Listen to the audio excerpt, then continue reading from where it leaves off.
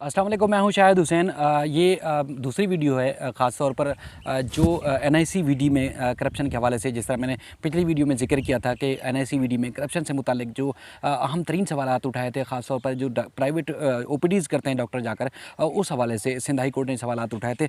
उसकी समाअत की मुकम्मल तफसीलात इस वीडियो में आपके सामने रखता हूँ। उसके अलावा जो सूबाई वुज़रा, स्पीकर सिंध असम्बली समेत दीगर जो जाली रहनुमा हैं, उनकी अदालतों में भी चक्कर वो लगा रहे हैं, उनकी पेशियाँ हैं। नैब के केसेस में उनकी केसेस की क्या तफसीलात है, वो आपके सामने रखूँगा। इस सबसे पहले तो इस वीडियो में फिर आगे चल के और भी बताता हूँ, जिसमें NICVD के हवाले से ख़ास तौर पर जो समाअत हुई, जिसमें डॉक्टर नदीम कमर को ज़ाती हैसियत से अदालत ने तलब किया था। वहाँ जो है वो अपने जो वकील हैं रज़ा रब्बानी साहब, उनके साथ वो पेश हुए। जिस तरह लाखों रुपए की करप्शन निकलवाने के लिए अरबों रुपए लोग खर्च करते हैं, तो इसी तरह ये मामला देखने में आ रहा है कि वो करप्शन की रोकथाम तो NICVD में नहीं हो रही, लेकिन जो भारी भरकम फ़ीस लेने वाले वकील हैं, उनको जो है वो अदालत में लाया गया, जिस पर अदालत ने ख़ासतौर पर जस्टिस सलाउद्दीन पंवर साहब ने इस मामले में सवालात भी उठाए।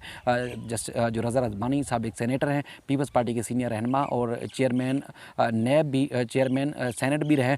उस हवाले से जो समाअत में बाकायदा तौर पर NICVD और इनके वकील जो है नदीम कमर साहब के वकील की हैसियत से वो अदालत में पेश हुए। दरख्वास्त गुजार जो कि बरतरफ डॉक्टर हैं, डॉक्टर तारिक शेख साहब, उनके वकील ने जो कच्चा छट्टा मज़ीद खोला है अदालत में, जिस तरह नदीम कमर साहब की सैलरी को लेके उन्होंने जिस तरह अरबों रुपए की प्रॉपर्टीज़ बनाई, वो अदालत में रखी। वो सारी तफसीलात आपके सामने रखता हूँ। ख़ासतौर पर जब समाअत हुई तो उसके बाद फिर उन्होंने अदालत ने उनसे सवाल किए कि जो प्राइवेट अस्पताल के जो डॉक्टर हैं, वो प्राइवेट उनको जो है प्रैक्टिस करने की किस तरह की इजाज़त दी जाती है। सिंध हुकूमत ने उन्होंने कहा कि किस तरह इजाज़त दी, तो उसमें जो वकील थे एग्जीक्यूटिव डायरेक्टर के, यानी कि नदीम कमर के जो वकील थे, उन्होंने अदालत को बताया कि अस्पताल में सिंध हुकूमत ने एक्ट के तहत जो है वो डॉक्टरों को प्राइवेट प्रैक्टिस करने की इजाज़त दी है। प्राइवेट प्रैक्टिस करने वाले जो डॉक्टर हैं, उनकी जो आमदनी होगी 70% अस्पताल और 30% जो है 70% जो है वो डॉक्टरों को जाता है, यानी कि जो प्रैक्टिस करने वाला डॉक्टर है, और 30% जो है अस्पताल को जो है वो ये रकम आती है, यानी कि NICVD को आती है। जिस पर एक जो इनके मैनेजमेंट के कंसल्टेंट थे हैदर अमान, जिसकी तकर्री के हवाले से बड़े सवालात उठाए जा रहे थे, जिनके ऊपर लाखों रुपए की बल्कि करोड़ों रुपए की करप्शन के इल्ज़ामात हैं, और मुबैना तौर पर डॉक्टर नदीम कमर साहब के फ्रंट मैन जो है वो समझे जाते हैं, या उनके ऊपर इल्ज़ाम है कि ये फ्रंट मैन थे नदीम कमर के, हैदर अमान साहब। उनके हवाले से अदालत ने पूछा कि ये कौन है, जिस पर NICVD के वकील ने कहा कि हैदर अमान जो है साहब एक मुलाजिम है, उनका कॉन्ट्रैक्ट जो है NICVD से ख़त्म हो चुका है, इसलिए अब उनको फारिग कर दिया गया है। अदालत ने कहा कि दूसरे अस्पतालों में प्राइवेट प्रैक्टिस की जो है वो इजाज़त क्यों नहीं, NICVD में जो है वो क्यों इजाज़त है। तो वकील ने बताया कि अस्पताल को स्टेट ऑफ द आर्ट जो है वो अस्पताल बनाने का मकसद था, उसको अस्पताल बनाया गया है। तो अदालत ने कहा कि दूसरे अस्पतालों का क्या कसूर है, दूसरे अस्पतालों को मिसाली जो है क्यों नहीं बनाया जाता सिंध में। तो जिस पर वकील ने कहा कि 18वीं तरमीम के बाद ये अस्पताल जो है सिंध हुकूमत को मिला था, जिस पर अदालत ने कहा कि यानी कि सिंध हुकूमत सरकारी अस्पतालों को बेहतर बनाने के बजाय इन्हें जो है प्राइवेट जो है बनाने पर तवज्जो दे रही है। जिस पर रज़ा रब्बानी बीच में बोले, उन्होंने कहा कि ज़मीनी हक़ाइक़ का भी जायज़ा लेना चाहिए। जिस पर जैसे सलाउद्दीन पंवर साहब ने कहा कि क्या इंडस अस्पताल ज़मीनी हकीकत नहीं है, आप अच्छे डॉक्टर को 20 लाख रुपए दे दें, क्यों नहीं देते। जिस पर उन्होंने कहा कि कहाँ इंडस अस्पताल और कहाँ जो है सिविल अस्पताल। अदालत ने जज साहब ने रज़ा रब्बानी से फिर एक मज़ीद कहा कि आप कानून दान हैं, कानून साज हैं, और उसके बाद फिर आप बताएं कि ऐसा कि ये कैसा कानून बनाया गया है कि तो उस पर उन्होंने कहा कि क्या सरकारी अस्पताल में निजी प्रैक्टिस की इजाज़त दी जा सकती है। तो नईम मलिक जो कि दरख्वास्त गुजार तारिक शेख साहब के वकील हैं, उन्होंने कहा कि पिछले 5 साल में सिंध हुकूमत ने 40 अरब रुपए NICVD को दिए, जिस पर ये रकम सिर्फ आलात और तनख्वाह के लिए दी गई थी। नदीम कमर साहब ने कहा कि हमारे पास जो सर्जरीज़ हैं उनकी तादाद सबसे ज़्यादा है। अदालत ने पूछा कि क्या सिविल अस्पताल से मुवाजना जो है करेंगे। जस्टिस सलाउद्दीन पंवर साहब ने कहा कि सिविल अस्पताल का जो बजट है देखें, और अपना बजट जो है वो जाकर देखें, डिस्ट्रिक्ट अस्पतालों को जाकर देखें, उनकी हालत ज़ार को जाकर देखें। अदालत ने कहा कि अगर आपने 5 स्टार अस्पताल बनाया है तो हमें नहीं चाहिए, आप तमाम मरीज़ों को जो है इलाज की सहूलियात फ़राहम करें, छोटे इलाकों में जाकर देखें अस्पतालों की क्या सूरत हाल है। आप तो ऐसा तो नहीं कि कुछ लोगों को सहूलियात देने के लिए सारा इंतज़ाम किया गया हो, यानी कि सवाल उठा गया कि मखसूस लोगों को ख़ास तौर पर ये जिस तरह बात आती है कि वहाँ जिनके ऊपर करप्शन के इल्ज़ाम हों, बदनवानी के इल्ज़ामात हों, वो जाके NICVD में एडमिट हो जाते हैं, उसके बाद ना जेल जाते हैं, ना तहकीकात में कोई जो है वो पेशरफ्त होती ये आपको पता है कि जो जाली अकाउंट्स केस वाले जो अनवर मजीद साहब हैं और भी सैकड़ों मुल्ज़मान जिनको जो नैब को मतलूब थे, जिनको अदालत जेल भेजने का हुक्म देती है, वो भी NICVD में जाकर एडमिट हो जाते हैं। खुर्शीद शाह साहब भी 2 साल से तकरीबन ज़्यादा अरसा होने वाला है, वो भी NICVD सक्खर में ज़ेर इलाज है। तो उन्होंने उनका इसी तरह का मकसद था कि NICVD में जो है वो ख़ास या मखसूस लोगों को सहूलियात देने के लिए वहाँ उसको 5 स्टार जो है बना दिया गया है। अगर इलाज ही करना है तो फिर दीगर अस्पतालों को भी इस तरह के बजट दें और दीगर अस्पतालों में भी इस तरह की सहूलियात दें ताकि तमाम जो सूबे की आवाम है उसका फ़ायदा उठा सके। तो उन्होंने फिर अदालत ने कहा कि ये बताएं कि डिस्ट्रिक्ट अस्पतालों का जो बजट है वो क्या है और NICVD का जो बजट है वो कितना है। रज़ा रब्बानी साहब ने कहा कि अस्पताल जो है ट्रस्ट के तहत कायम किया गया था।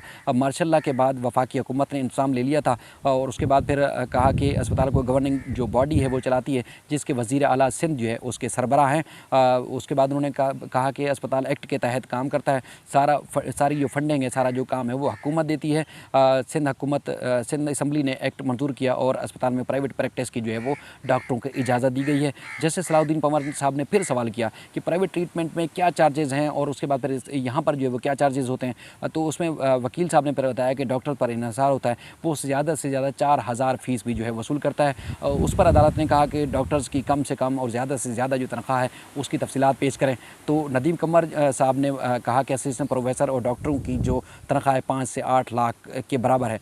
तो उसके बाद फिर उन्होंने अदालत ने डॉक्टर नदीम कमर से फिर सवाल किया जो इंतहाई अहम तरीन है, जो एक अरसे से जो है वो नैब भी इस मामले में तहकीकात कर रहा है। उस पर उन्होंने कहा कि आपकी तनख्वाह कितनी है और प्राइवेट प्रैक्टिस भी आप जाकर करते हैं।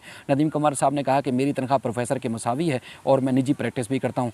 उस पर फिर डॉक्टर जो हैं जो डॉक्टर तारिक शेख साहब जो हैं वो बोले, उन्होंने कहा कि जो अदीब रिजवी साहब हैं वो जो NICVD वो जो एक अपना ज़ाती एक अस्पताल चलाते हैं, यानी कि जो गुर्दों का अस्पताल है, वो जब चलाते हैं तो उनकी जो तनख्वाह है वो 1 रुपया और ये 62 लाख रुपए वसूल करते हैं। यानी कि नदीम कमर साहब जो है वो 62 लाख रुपए और करोड़ों रुपए इन पिछले 4-5 साल में वसूल कर चुके हैं। रिटायरमेंट के बावजूद जो है इतना भारी भरकम जो है वो सैलरी वसूल कर रहे हैं और दीगर मराद जो है वो अलग हैं। उन्होंने कहा कि इनकी जो मराद के साथ साथ जो इनकी आमदनी है वो तकरीबन 60 लाख से ज़्यादा है। उसके बाद फिर अदालत ने कहा कि आप लोग इतनी रकम में अलग इदारे बना सकते थे, प्राइवेट प्रैक्टिस की इजाज़त जो है क्यों है। उसके बाद फिर अदालत ने कहा कि आपको कभी भी कोई 1 अरब या 50 करोड़ रुपए आमदनी उसके फ़ंड्स या ज़कात के तौर पर देता है। उसके बाद फिर अदालत ने कहा कि आपको मालूम है कि डॉक्टर अदीब रिजवी को लोग कितना फ़ंड देते हैं। लोगों को पता है कि ईमानदारी और मेहनत से काम हो रहा हो तो लोग ज़्यादा से ज़्यादा जो फ़ंड देते हैं। गवर्निंग बॉडी के जो मामलात हैं उनका अदालत ने कहा कि असर नौ जायज़ा लेना चाहिए, तमाम फ़रीक़ैन को बिठाएँ और मुशावरत करें। अदालत ने इन तमाम को हुक्म दिया और उसके बाद कहा कि अदालत ने जो उनको हुक्म दिया इंतज़ामिया को NICVD और दीगर जो सूबे भर के अस्पताल हैं उनके बजट का जो है मुवाजना करें और उसकी मुकम्मल तफसीलात जो है अदालत में पेश करें। डिस्ट्रिक्ट जो अस्पताल हैं पूरे सूबे के जो डिस्ट्रिक्ट अस्पताल हैं, अदालत ने कहा कि उनके बजट की तफसीलात भी अदालत में पेश की जाए और अदालत ने 14 अक्टूबर को सेक्रेटरी फाइनेंस, सेक्रेटरी ख़जाना को ज़ाती हैसियत से तलब किया है कि NICVD को कितना रकम जा रही है और उसके बाद फिर जो प्राइवेट दीगर अस्पताल हैं उनको कितनी रकम जाती है उसकी मुकम्मल जो सरकारी सूबे भर के जो डिस्ट्रिक्ट अस्पताल हैं यानी कि ज़िली अस्पताल हेड को SDU वगैरह जो है उनकी मुकम्मल बजट की तफसीलात जो है अदालत में पेश की जाए। इसके अलावा जो स्पीकर सिंध असम्बली आगा सिराज दुरानी साहब हैं उनके केस की भी समाअत हुई। उसके अलावा आज एक और उनको गिरफ्तारी का ख़तरा हुआ है।